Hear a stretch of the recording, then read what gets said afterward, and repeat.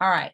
So I will say this, participation makes these recordings super valuable for the people who did not attend, and also for when you go back and watch them. So if you have questions, comments, any of that stuff along the way, throw it in the chat or raise your hand.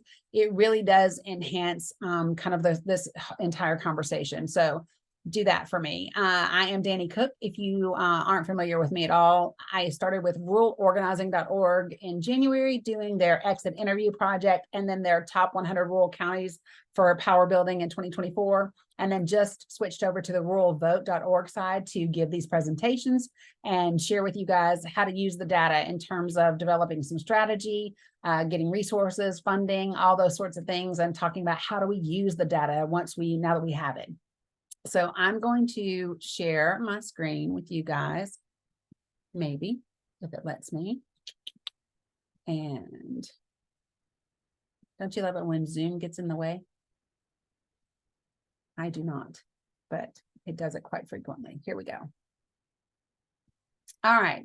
So when I started putting together the top 100 rural counties project for power building, the thing that was really important was that the counties that made that list were specified for power building, but there were other counties that were really important that didn't make the power building list, but they absolutely, should be focused on as we head into 2024.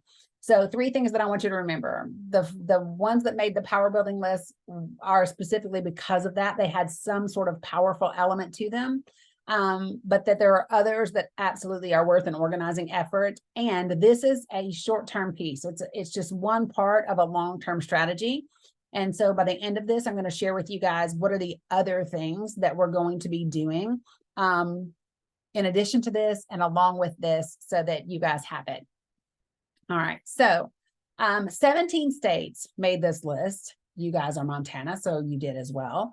And in order to come up with your information, I looked at your presidential elections, your House elections, your Senate elections, your gubernatorial elections, your voter registration information, your turnout information for these individual counties, the populations, and the percent of rural. And all of that data was gathered together to get to the place where we are right now. So the way that I started this was I looked at all of the state margins for each of those elections where we had states that had margins of 10% or less, especially swing states, battleground states, that sorts of thing. And then once those states were identified, then it was time to look at your counties that had a margin of 10% or less in each election for those counties, and then cross-referencing that information. So the key was, the number of counties, the counties that kept showing up in election after election after election, then it was time to kind of focus on those. So I identified those repetitive or top counties, if you will, looked at their population, the percent of rural people that were there, and then identified if there were any common districts or common seats where a power move could be made. So some of the counties were selected because of their impact on the presidential election. Some were because of Senate, and some were because of House, or a combination of any of those things, and gubernatorial. Okay. So, hey, Lena, I know that name. So far as engagement goes, when we talk about the power piece of this, Bighorn, Deer Lodge, Gallatin, Lake, Lewis and Clark, and Silver Bow counties have 107, 111 rural people that make up almost half of the population in those counties. So the presidential election had a daunting margin of 16%, but just those counties and the rural people in that county could be reduced by almost 40%, 39%, if the 98,816 people that are already registered that did not vote in 2020 were mobilized to vote for a progressive candidate in 2024. So we're going to talk more about this in a second, but if I put a pause right there, imagine how impactful that is when you're talking to someone about, being a funder or investing or whatever, and being able to say, listen, we can account for 39% of the entire state's presidential margin by focusing on the 98,816 registered voters. There are people who are already registered, but they didn't vote in the last presidential election, right? So it's a great way to use this data. You're going to be using the data in 3 different areas. It's going to be for resources, funding, and strategy. Those are the 3 ways that you can use the data. So that's not the only impact though. So for Montana, House District 1 had a 3.1% margin in the 2022 election. 4 of our 6 counties are in that district, right?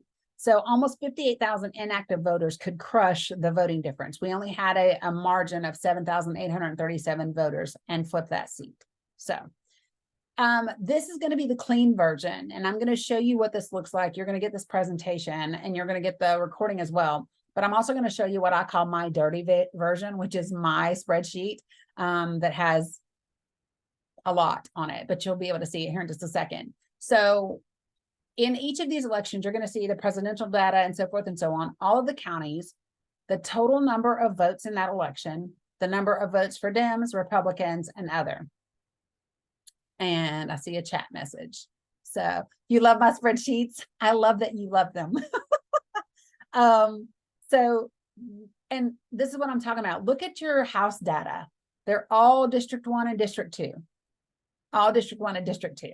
So these are really significant in terms of what you can do. And we're going to talk a lot about the other column of votes here in just a second. So I'm going to pause this. And now I'm going to share with you my spreadsheet. I'm glad someone loves them. People think that I'm a big data nerd, but I'm really not. I don't really like data or doing it. Here's what I love about it. I love when it gives me a path forward, when it helps me plan strategy and how to actually get a thing done. That's what I want. I don't like information for useless information. I want it to mean something. I want to be able to do something impactful with it. So let me share my screen with you again. And this is what my spreadsheet looks like. You guys are going to get the very pretty version. But when this first started, as I began this process, what you will see is I had each of my counties listed over here. And then what were their results? And then I identified them if that margin was 5% or less, right? So that's Roosevelt, Lewis and Clark, and Blaine. They were all 5% or less. And then I did that across the bucket for, you know, your gubernatorial race, your Senate race, and so forth and so on. Over here's your population data, which we're going to come back to that in just a second. But then after that, it was time to see in these races, what percentage of your people were actually voting and registered to vote. So if I go right here to the voting data, starting right here, if you guys can see that, this is how many people were registered to vote in 2023. And I was doing this in about April-ish, okay? So this is the percent of people that are registered to vote. You can see that you all have somewhere around 53% to 75% in each of these counties that are registered to vote. But what's crazy is when you actually look at voter turnout, and we expect for it to be lower in midterms, but there wasn't that much change from your presidential elections to your other elections.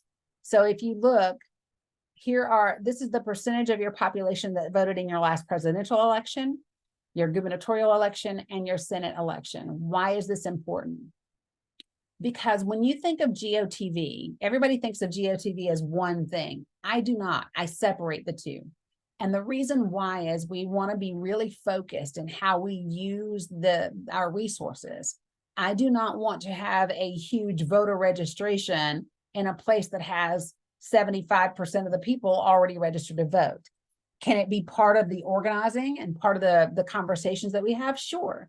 But is this something that we need to pour a good piece of our funding or our dollars into? No. What we do need to focus on is voter turnout. So getting the people who are already registered to vote to actually come out and vote, especially when there's like margins of 20%. So like in Bighorn, if I've got 54% of the population registered to vote, and only 35% are coming out to actually vote, that's how we end up with super majorities. Ask me how I know. I live in Tennessee, where like 38% of the population votes. So that's why we have a massive super majority. So this is one way to make those distinctions and how to use the data. Y'all let me know if y'all are good with what I'm saying and kind of on board. Now, when I go back and I start to break this down for each county, I want to show you all. So for example, this is your presidential election. This is the total number of presidential votes, the number of Dem votes, Republican votes, and then this column right here, this column right here is the other column. And I want you all to remember back to 2020 for just a second and think about how important that election was. And we all knew it. These are people that were registered to vote. They turned out to vote, and they could not bring themselves to vote for one of those two candidates, neither Trump nor Biden. That's an opportunity for you. And the reason why is I want to show you. So if I look at Blaine County, right, which did go Democratic, but if you don't think somebody on the other side is looking at this, they sure are, because they know that this was a race that was lost by 120 votes, right? On their side, we won it by that much. So what do we need to do to extend that lead? Well, we better get these 59 votes that happened in the other way back on our side of the fence, right? Because they're figuring out how to gain them too, and some more. And they are more invested in the rural game than the Democratic Party has been in the past, right? So imagine the powerful conversation that you can have with people when you say, listen, we lost Roosevelt by 86 votes and 111 people voted other. We could have won. We missed those people for some reason. Had we gotten them, we would have been up by 25. So this number is incredibly important when you look at the other column, because those are people who are already engaged in the process, committed to the process, and active in the process. But for some reason or another, we're not getting their vote.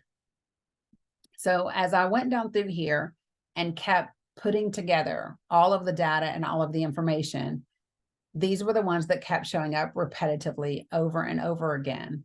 And again, super close margins. Now, the reason these two are identified is because they are barely blue and we can lose them. This is 5 votes. Did you all know that Lewis and Clark was that close in the 2020 House race? Maybe nobody's from there that's on this call. But you have to start looking at those numbers and individually kind of break them down. Same thing here for Roosevelt. Really important races. I'm going to come down into 2022, and I want you to see Roosevelt, we did lose. So look at the difference between Roosevelt here. Whoops. There I go, deleting stuff, right? It's not what I want to do.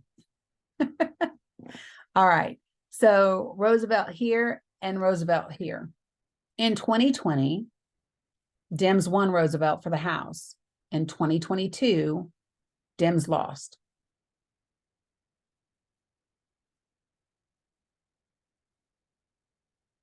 This is something that I see happen a lot when there's either another candidate that pops in as an independent. This drastically reduced the numbers in some of Alaska's elections when they started having a third party, the independent party.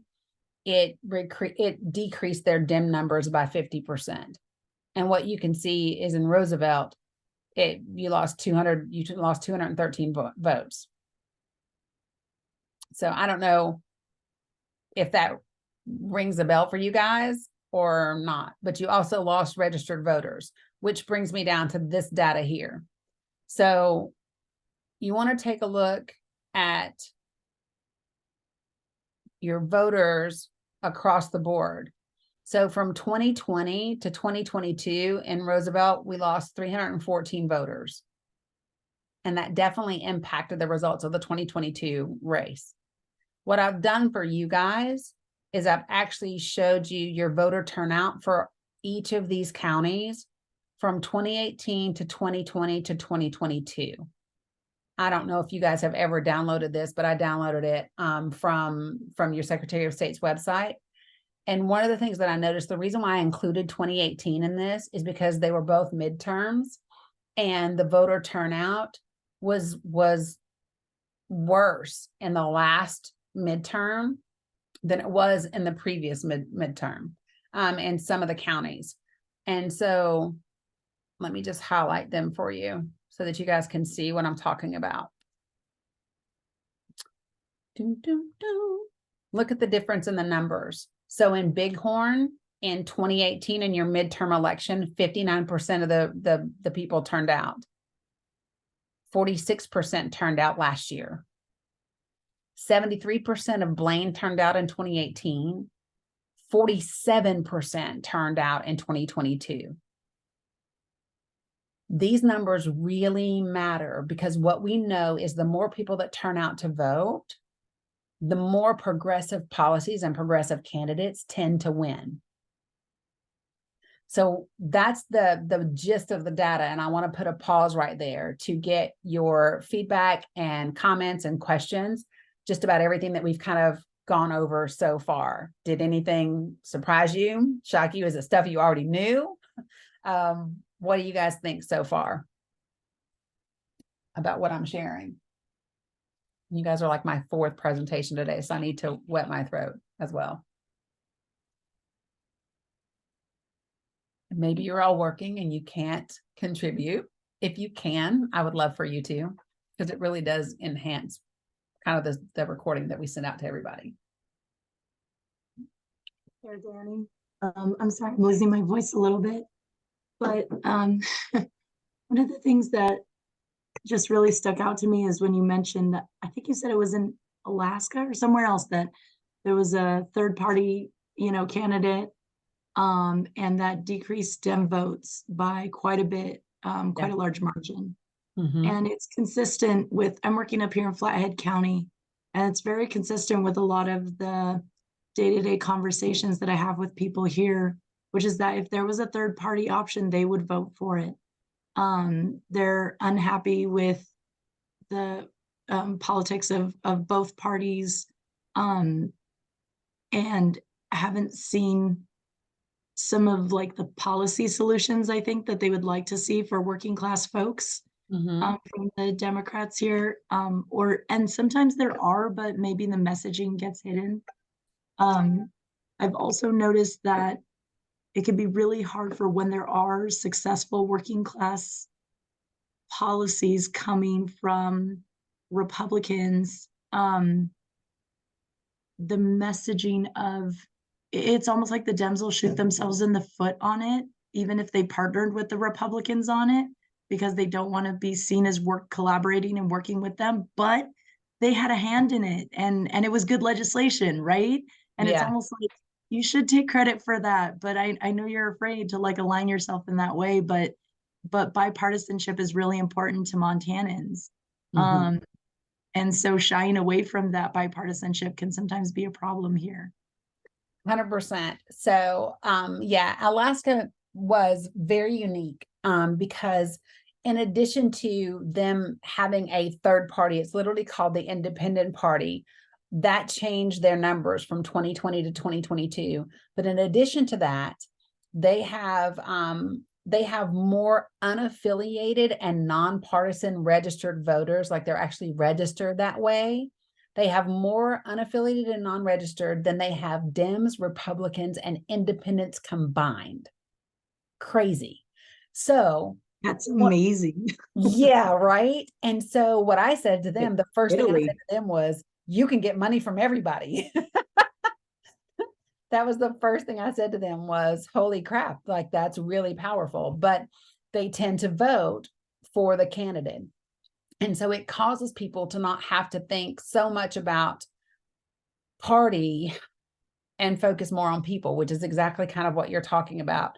One of the things that came out of the exit interview project that I did earlier this year, I talked to 50 organizers across the country. And one of the things that came out of that was talking about how to get across, how we have rural policies that aren't independent standing. So we tend to have candidates that have a policy on healthcare, a policy on housing, a policy on education, and then they have a rural policy that mostly focuses on agriculture. And what we want to communicate to these candidates is your rural policy should be a part of each of those things. So your healthcare policy isn't complete if it doesn't have a rural component. Your education policy is not complete if it doesn't have a rural component. And being able to weave those things together, and candidates have to get to a place where they are saying, listen, I'm running as part of the Democratic Party, and I am about smart legislation that benefits the people. And when you can have that conversation and not just say it, but be about that business, then people will lean that way. I am not so like okay. We talk a lot about how to use the data and messaging. This is my take on it. I believe that the data is great, but if you can't get anybody to listen to you or to believe you, having the data is useless. We have to be able to get people to engage. So what I always share with people is you have to think about organizing like dating. So like, I don't want anybody to tell me, but if you've ever been on Bumble or Tinder or anything else, right? You have got 60 seconds to get the person you're talking to swipe right. Okay. That's what that initial conversation is. It's getting them to swipe right, that you are someone they want to listen to. And then you can get into how does everything else work. So let me ask you this, because Flathead came up a lot during the small town summit that we did in Montana. So if you were going to share with me what you think the top 1 or 2 issues in Flathead is, what would they be? Housing and mental health care. Housing and mental health care. Okay, so I have this theory. I call them the 4 pillars. I believe that every issue that constituents will talk to you about fall into one of these 4 categories. It's either housing, healthcare, education, or economic security. It's one of those 4 things, always. And so when you're out talking to people, the way to do that is to make the policy of the candidate become personal to the person that you're talking to.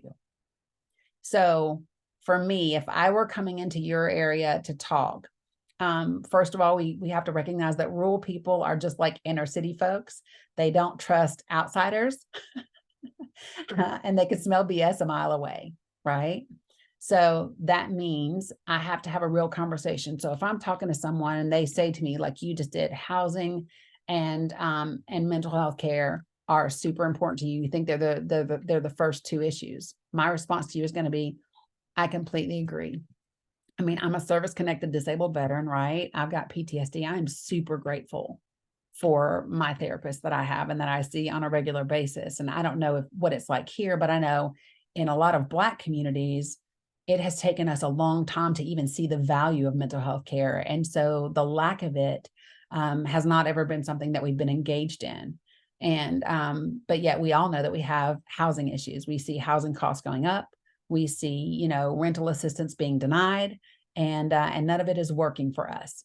So if you voted for a candidate who could address those 2 issues for you, if there was a candidate that you believed in, right, which you have to, and they had a plan around healthcare, specifically with a focus on mental health care, and they had a plan with reference to housing, what would that be something that would make you want to get out of your house and vote, or at least get you interested?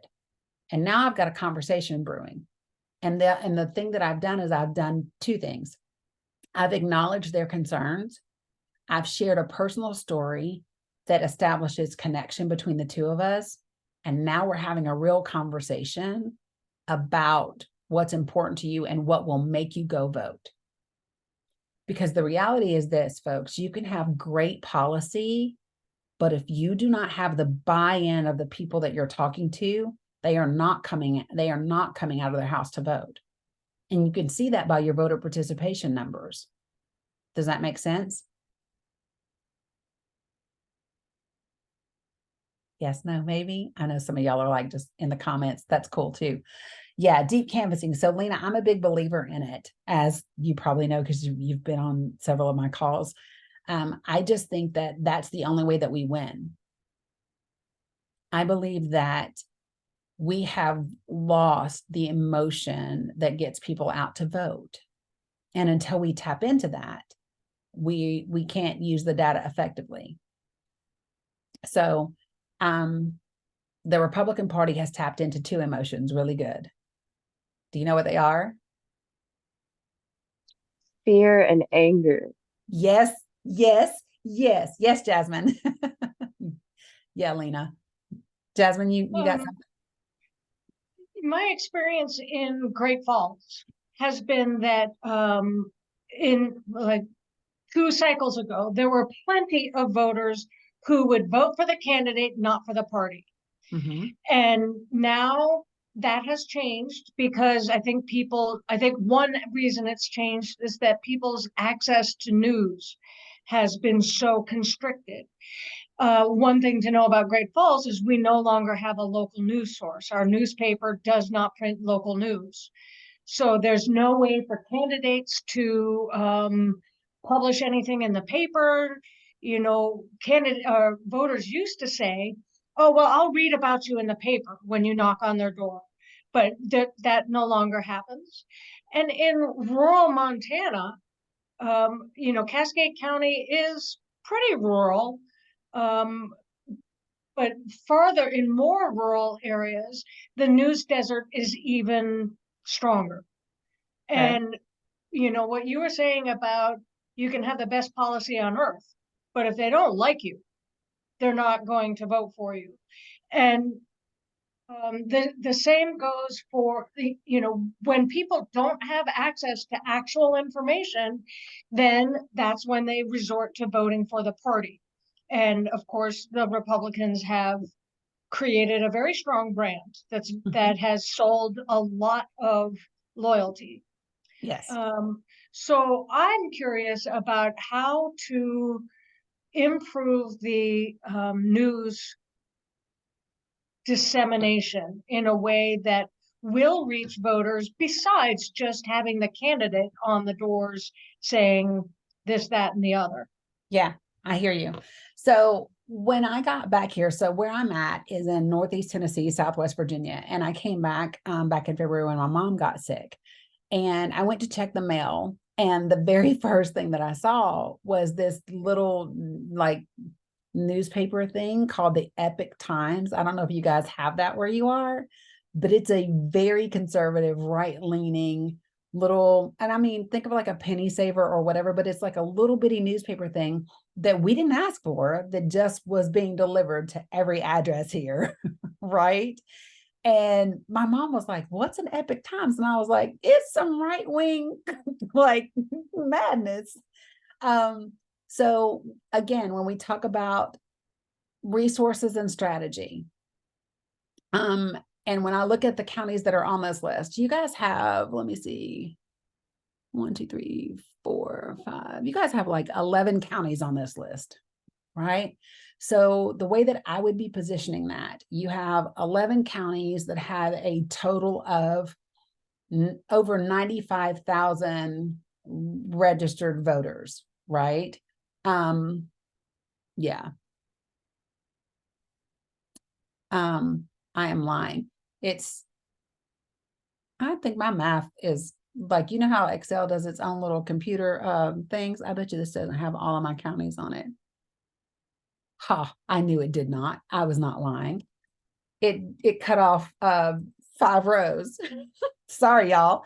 You have 233, almost 234 registered voters in these 11 counties.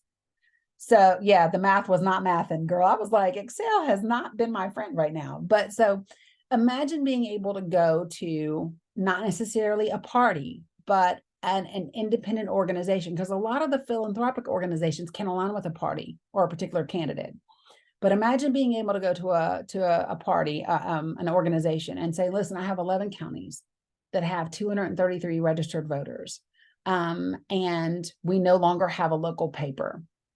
What we'd like to be able to do is put out information about our candidates. And then it's hard to just, sure, you can do a mass mailing. The other thing that I think about, because like where I live, we have people that are in town, but we have people in the holler, right? So I think about what are the things that are happening already where there are mass people coming together. So like here, we have, like Rhythm and Roots, and we have a strawberry festival, and we have whatever. So it's putting together something that is informational, that you can hand out to people, or that can be sent out as a mass mailing. And in a lot of places, they'll tell you that direct mail doesn't work, but in rural places, a lot of times it still does. The absence of those things. The other thing that I would think that could be helpful in your area too is the visibility of a yard sign campaign. Do you all have yard sign campaigns in Montana? Yes. Yard signs are used regularly still here. And Yes. flyers on community boards is something I tell people constantly. The community boards are regularly read and like looked at and filled to the brim. People use them here. It's very simple. Yeah. So that's what I'm saying. Those types of things, yard sign campaigns, and it doesn't have to be like super expensive to do something like that. I even think about billboards in some areas that make sense, especially in places where broadband is like not a thing, or or a not very reliable thing, and all of the stuff that comes with that. Those are ways to be able to do this. So I would leverage the data that you have here. Imagine being able to say to an organization in these 11 counties, not even all of them, but in 6 counties, we can account for 39% of the presidential vote difference. And we need funding to make that happen. And here's what can happen. And here's how close I've got these 11 counties that already have margins that are less than 10%. Some of them less than 5. You have to make it mean something to them in order to get the funds, and then use the resources in a way that makes the most sense, right? And planning ahead. If you look at your counties, like in Alaska, we were talking again, because some of their places you can only get to by plane or by boat. And he was like, it's very challenging here. And I said, okay, so do you know what I would do? We are in September, almost October. We are a year out from the election. I would make a list of all of those places that are geographically challenging. I would note the best 3 or 4 months to visit, to really inundate that region. And then I would plan accordingly on when we were going to actually get boots on the ground there, and see when everything coincides, and then prep in addition to that. So before you show up to knock on a door, warm them up. I keep saying this, but I think of organizing like I do dating. I don't know when the last time you guys have been to like a bar or a club or a lounge or anything like that, or get together. If you've ever walked by and had somebody grab your arm and you're like, say hi before you touch me. You know what I mean? You can't ask me on a date until you know my name, right? When we tend to show up those last 3 or 4 months before the election, it's too late. We haven't courted them. We haven't demonstrated that we see value in them and that they matter. And we have to get better at doing that. So devising a plan. They have been better than we are, and I am not afraid to say that, at developing a long-term strategy and sticking to it. I don't know if you guys are aware of this or not, but like I had conversations. I worked the Stacey Abrams campaign last year. Only political campaign I've ever worked, and maybe the only one I ever work on. I don't know. I'm an issue girl. But I wanted her to win so badly. And we were surprised at the margin, right? But one of the things that had changed in between 2018 and 2022 was the racial rhetoric in this country had really, really increased. And what a lot of people don't think about is that in 2012, when Mitt Romney was losing to Barack Obama in the polls, Lindsey Graham was asked at the Republican National Convention. It was like August of 2012. And he was asked, why was Romney losing to Obama? And Lindsey Graham answered, and he said, we are losing the demographics race. He said, we are simply not generating, I'm quoting, we are not generating enough angry white guys. That's what he said. So I want you to think about the last decade. What have they been consistently generating? Angry white guys. And we've seen it in the votes. We saw it on January 6th. So we have to be consistent about generating hopeful people of color, hopeful people who love differently, hopeful people who live differently, hopeful people who think differently. But we have to be generating and tapping into an emotion that beats fear and anger. And the only emotion that beats fear and anger, people will say, oh, it's love. No, it's not. No, it is not. It is hope. Hope is the only thing that beats fear and anger. So how do you convey that in your messaging? How do you convey that in your organizing? How do you get that in your communities where you are? So what are the other issues? I heard, I mean, go ahead. yeah, I can throw something. I need Dems to take on money. Yeah. They don't here, and they won't win support because they don't. Yeah. So what does money look like? How do you have a money conversation in a way that resonates with people? Right. So I say money, what I really mean is class, right? Mm-hmm. And Yeah. I need Dems to take on class. Yeah. As long as they refuse to talk about class issues or take on class issues within the state and their participation in it, they're not gonna, like you said, voters are smart. They don't need data, the voters, to know what's up and Nope. who's on their side.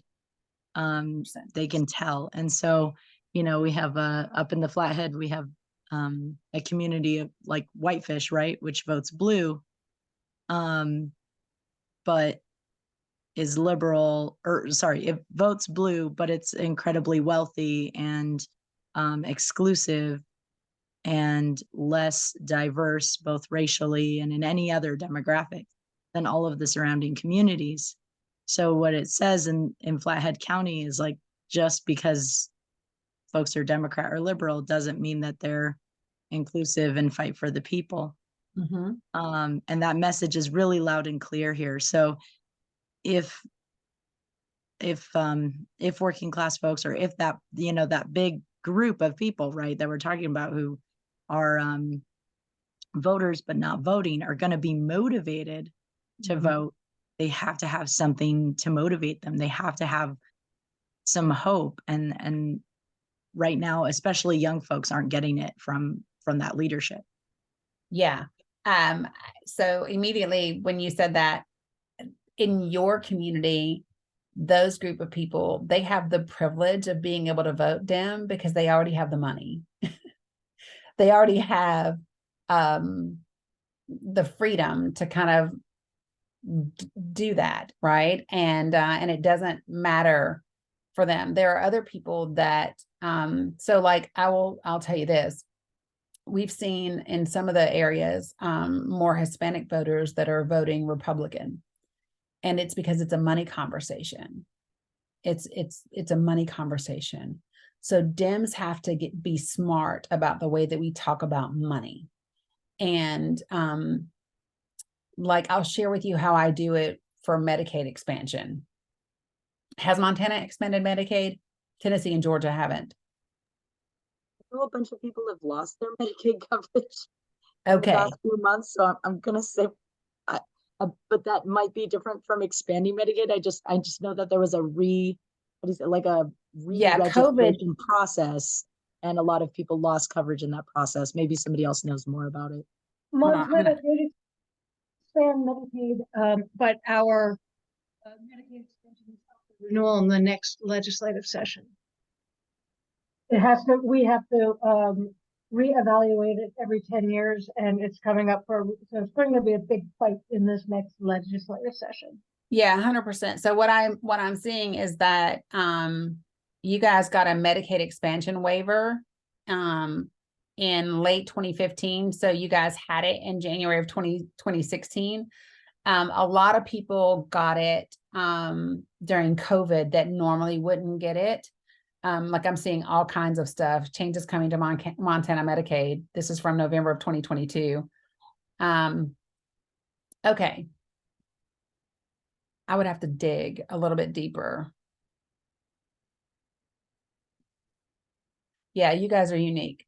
So how do we talk money? When you say money and you say economic, you're very welcome. When you say economic security and money in the areas, and you say class, what do you think voters want to hear about that? What do you think voters want to hear?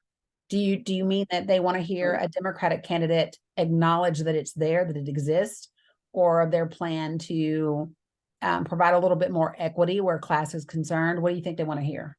Yeah, I think they want to hear concrete plans like policy, no Mhm. more like talking point platforms.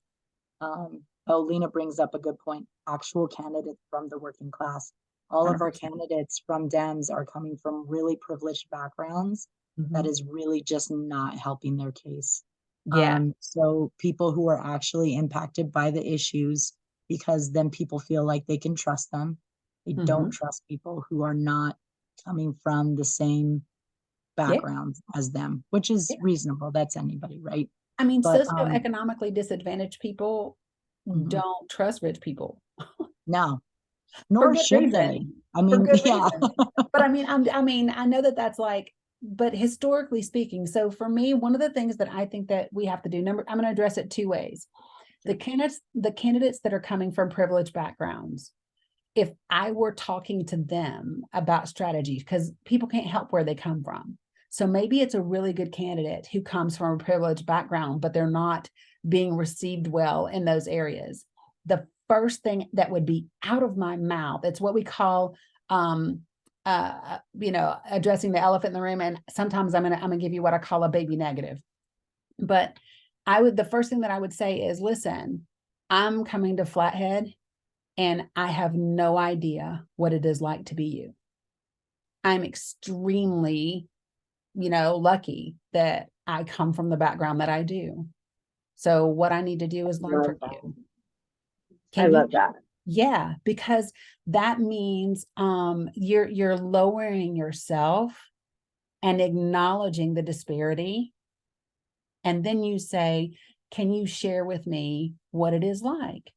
Because I can't fix it if I don't know it. And there's no way that I'm even going to act like I know what you need. I have never lived where you live. I have never gone to school where you go to school. My children will never face the same issues, right? So I am not going to come to you to tell you what you need. Can you share with me what you need? You tell me. I'm here to learn. And people will take that because it elevates the others and lowers the candidate. So if I'm a candidate that comes from that yes, background, that's my approach. I love that. So 100%. can you come talk to the Montana Dems and I because tell you they what, get email. For real. Let's hire Danny as a because consultant. they get these really privileged candidates who are from Montana. They know what Montana is and they know what Montana is about. Really not connected to solutions for working people. They continue to want, and like, I hope I don't get shot here, okay, but they continue to want to give how do you say, like, oh my gosh, what are they called? Entitlements, right? Like, Yeah. and I don't mean that as a bad word, like they're entitlements for all classes, right? But they want to give entitlements to the poverty Yeah. level classes. And working class, middle class is like, okay, but we don't qualify for any of that. So you have this huge chunk of voters who just feels like totally neglected by those policies. And they Um, should. and they double down on that. And I've called this out to, some of the Dems in the legislature, some of their leadership. And it's like, that's just what they want to do. Yeah. So, and sometimes you have to be the loud voice in the room and call a thing a thing. So like for me, if I were having that conversation with the Montana Dems, which if that's something y'all really want to have happen, email rural organizing or rural vote and see if they're good with that. But so one of the things, my first response to them would be, how's that working for you? And I don't even like Dr. Phil, but seriously, Ooh. how's that working for you? So like one of the conversations that I've had recently with people, and I say this, so where I live and where I was born and raised is 97% white. I had never seen like entire communities of affluent Black people until I was in Atlanta, right? Black people who are significantly the minority in the South typically don't see economic wealth in that whole way. I'd never gone into a neighborhood that every house was $500,000 or more and everybody that lived there was Black. I'd never seen it. And representation matters, right?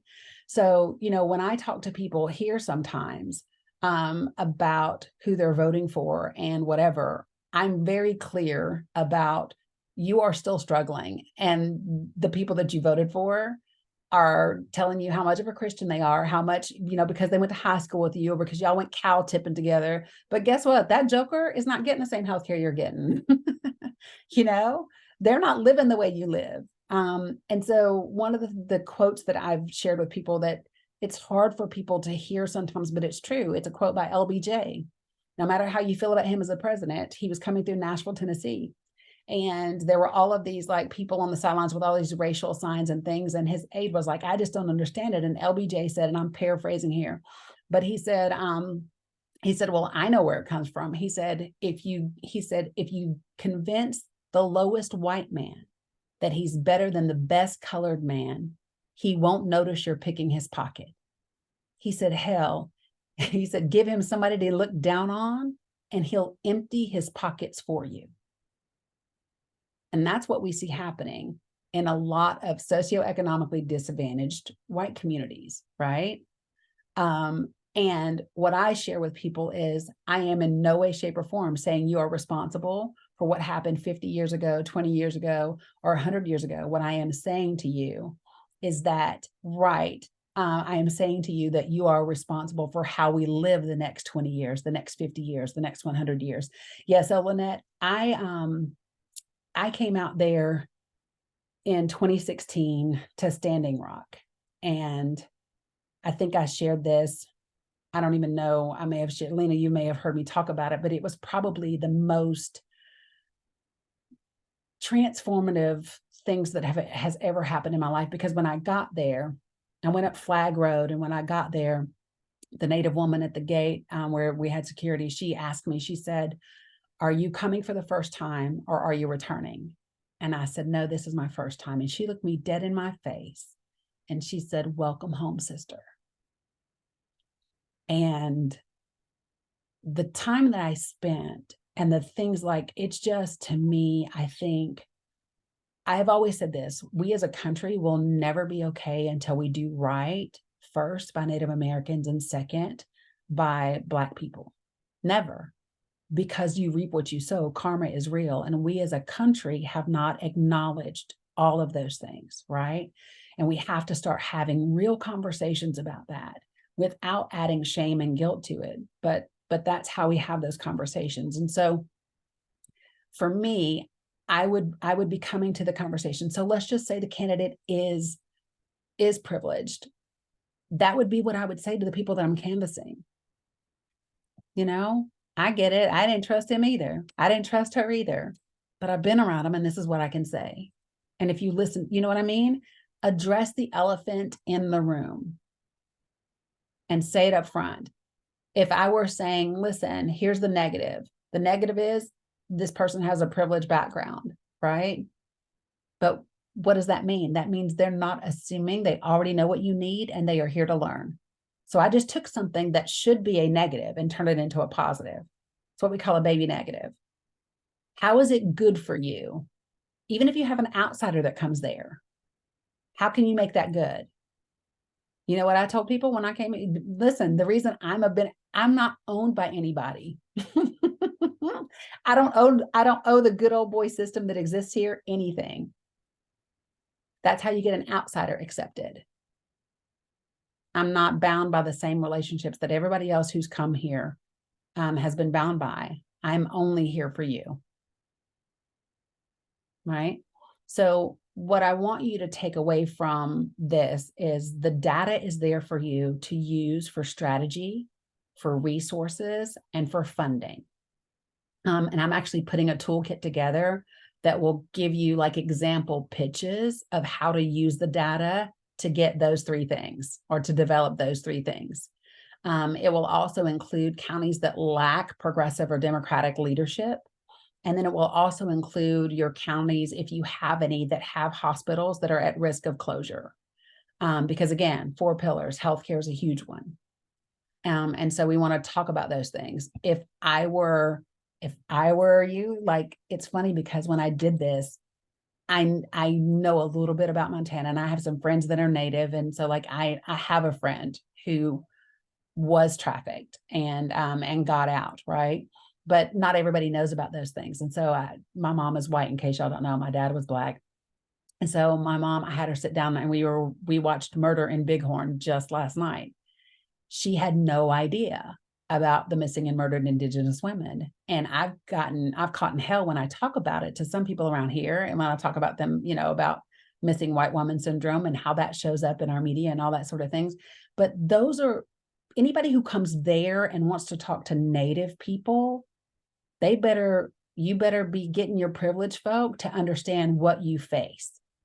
Like, this is for the white people around those people. And I'm not afraid to say that, right?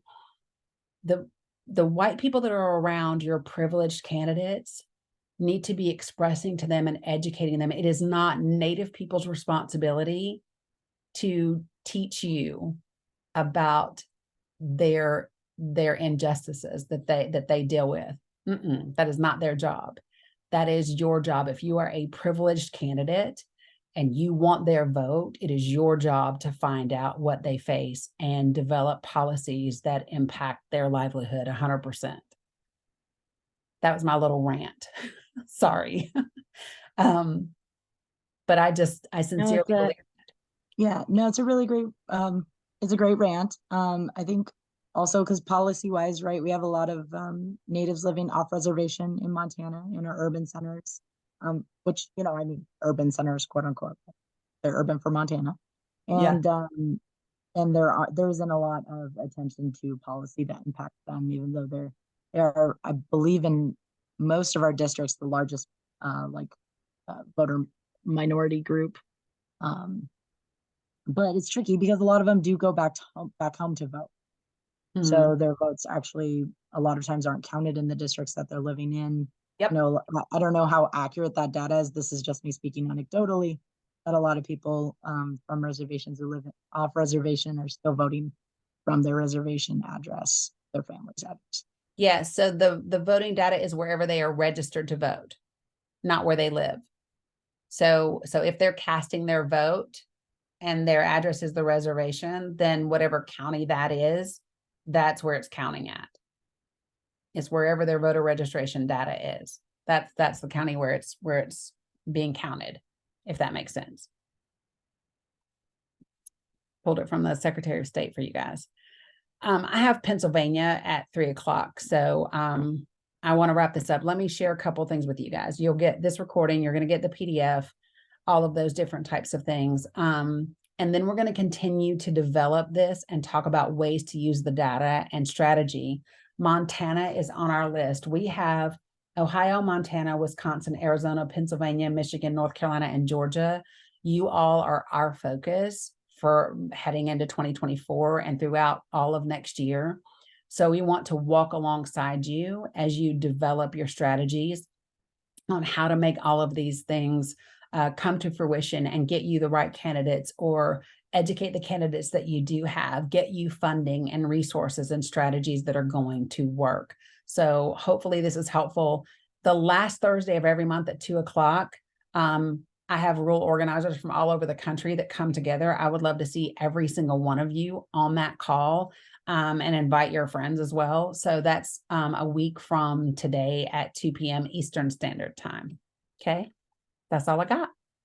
I appreciate you all very, very much. Thank you for the participation and sharing. And let's figure out how to make this thing work. We'll see y'all later. You're very welcome. Very welcome, guys. I Thank you appreciate so much, all. Danny. You're You welcome, are all. awesome. Thank you. All right. Bye-bye.